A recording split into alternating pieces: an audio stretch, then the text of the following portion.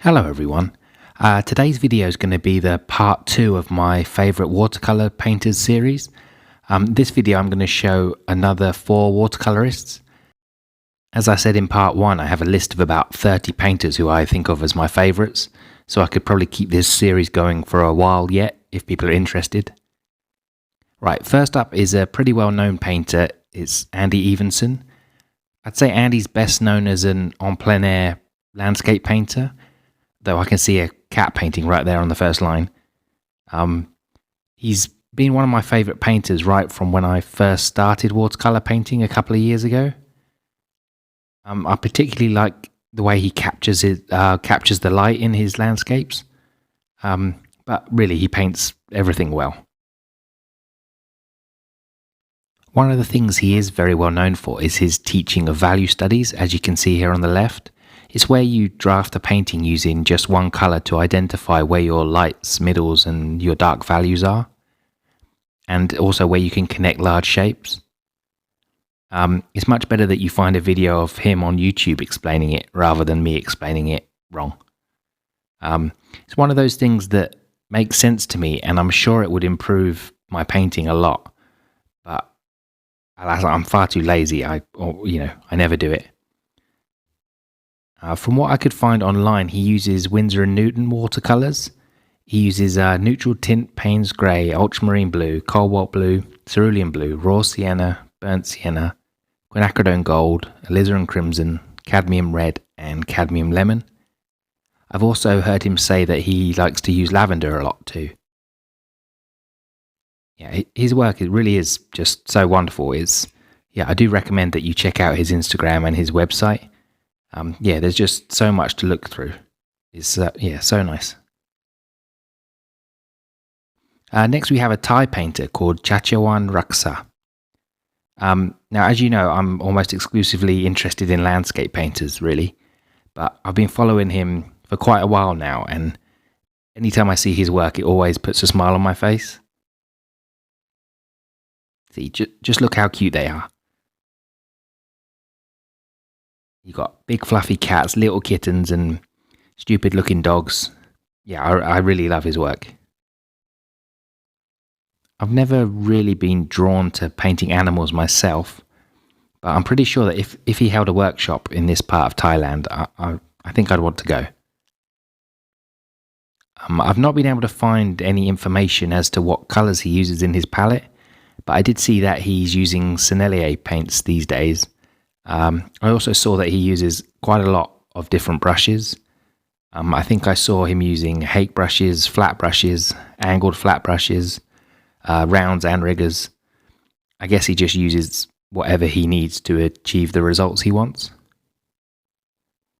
I read that he started painting watercolours when he took a beginner course in 2005 and then just kept practicing landscapes, cityscapes, still lifes, etc. If you scroll through his Facebook, you can find some of his landscape paintings. I think they're every bit as good as his animals. He said that he started painting cats when he was asked to paint one by a little girl, and he was so pleased with the results that cats became the main focus of his painting. You can see here he's also amazing at painting dogs too. I don't know exactly where he finds his subjects. I would imagine that they're probably commissions, I guess. Yeah, I think I'd love him to paint my pets.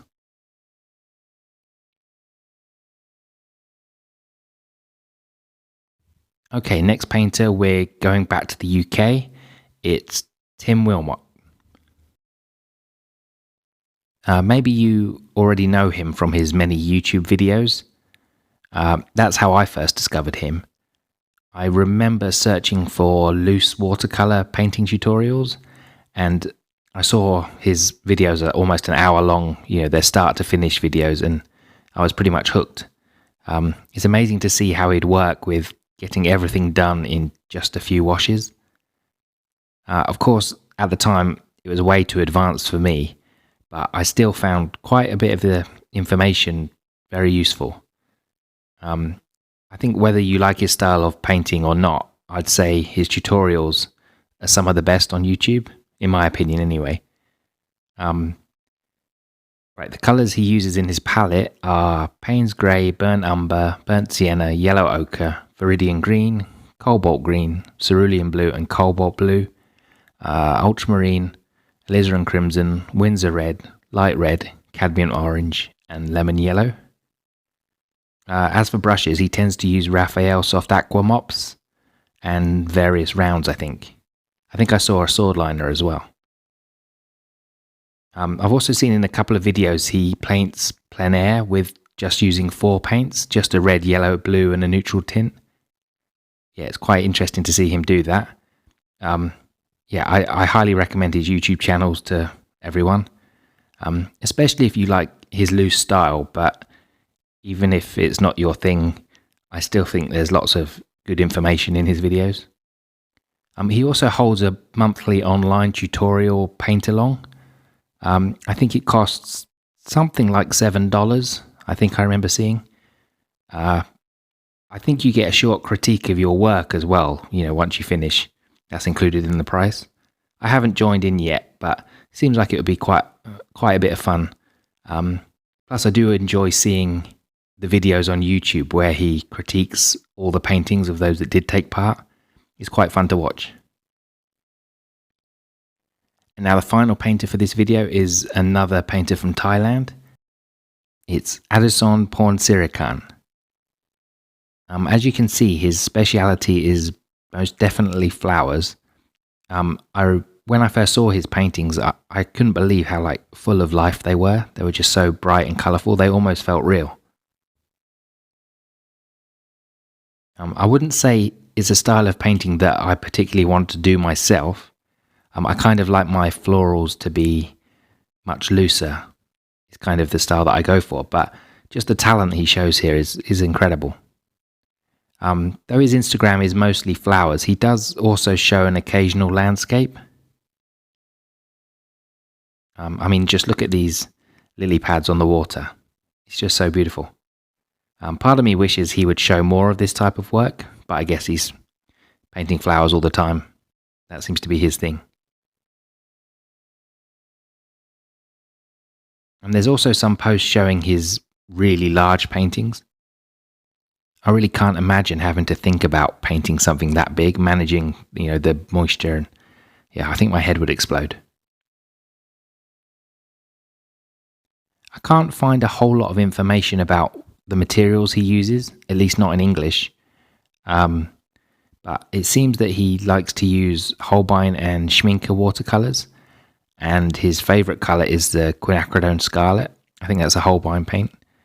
I'm not sure about brushes either, but I've seen him using angled flat brushes a lot and riggers. Another thing I found fascinating is he doesn't sketch his paintings first on the watercolour paper.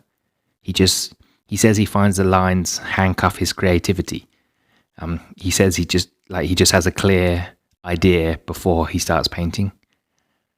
Yeah, amazing to think that he paints something so complicated without the need for even a basic sketch. Yeah, really quite incredible. Adisorn, he does have a YouTube channel, but he hasn't posted on it for years.